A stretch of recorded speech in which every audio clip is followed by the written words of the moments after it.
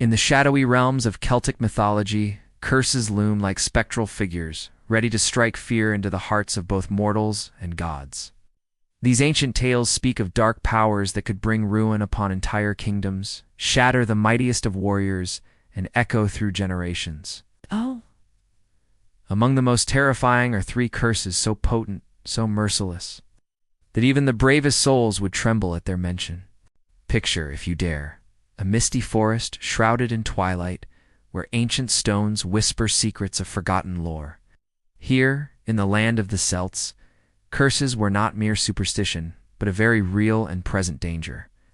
They were the weapons of the wronged, the vengeance of the divine, and the price of defying sacred laws.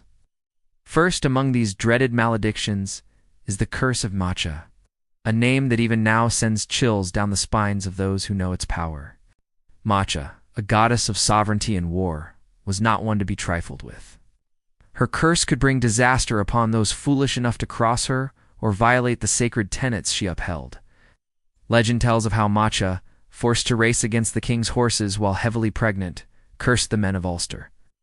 As she crossed the finish line, she cried out in agony, condemning them to suffer the pains of childbirth in their hour of greatest need. For generations, when enemies threatened their lands, the warriors of Ulster would fall to the ground, writhing in agony, leaving their people defenseless. The curse of Macha was more than just a tale to frighten children. It was a stark reminder of the consequences of hubris and the importance of respecting the divine feminine. Those who heard this story learned quickly that the wrath of a goddess was not to be invoked lightly, and that compassion and honor were virtues to be cherished above all. But Macha's curse, terrible as it was, pales in comparison to the second curse on our lists, the deadly gaze of Balor of the Evil Eye. Imagine a being so monstrous, so powerful that a single look from its eye could lay waste to entire armies. This was Balor, the dreaded king of the Fomorians, whose very presence struck terror into the hearts of gods and mortals alike. Balor's curse was contained within his singular massive eye. It is said that when his eyelid was lifted, a task that required the strength of several men, death and destruction would rain down upon all who fell under its gaze. Crops would wither, animals would drop dead in their tracks, and the bravest of warriors would crumble to ash. The tale of Balor serves as a chilling reminder of the destructive power of unchecked malevolence. It speaks to the Celtic fear of forces beyond mortal control and the ever-present threat of annihilation that loomed over their world. In a land where survival often hung by a thread, the idea of a being that could obliterate life with a mere glance was the stuff of nightmares.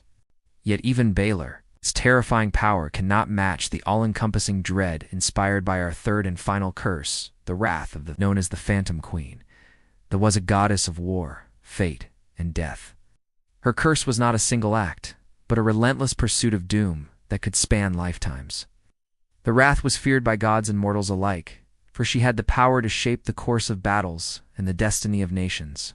Those who earned her ire would find themselves hounded by misfortune, their plans unraveling at every turn, their allies turning against them, and their enemies growing ever stronger. But it was on the battlefield where the curse truly came into its terrifying own. She would appear as a crow, shrieking prophecies of doom, or as a washerwoman at a ford, cleaning the blood-stained clothes of those fated to die. Her very presence could sow panic and despair among the ranks, turning the tide of war with nothing more than her baleful influence. The curse of thee was a reminder of the capricious nature of fate and the inevitability of death, taught the Celts that even the mightiest could fall, and that one's actions in life could have far-reaching consequences beyond the grave. These three curses, Macha's vengeance, Balor's gaze, and the wrath, were more than just stories to the ancient Celts. They were the warp and weft of a complex tapestry of beliefs that shaped their society, their laws, and their morality. In a world where the veil between the mundane and the magical was thin, these curses served as powerful deterrents against wrongdoing. They reinforced the importance of honor, respect for the divine, and adherence to sacred laws. The fear of invoking such terrible fates encouraged people to think carefully about their actions and the potential consequences.